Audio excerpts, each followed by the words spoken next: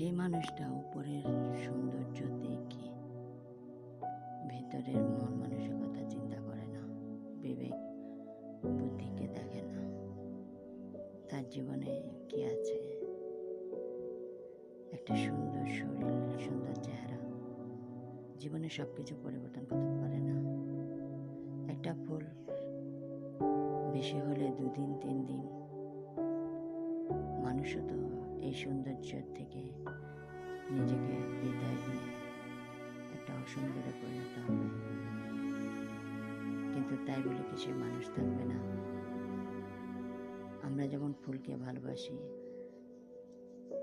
সেরকম মানুষের মনকে ভালোবাসা উচিত, তার কর্মকে, তার ব্যবহারকে, উপরের সৌন্দর্যকে নয়। আল্লাহ সৌন্দর্য দীর্ঘদিন স্থায়ী রাখেনি, সেটা ক্ষণিকের মাত্র।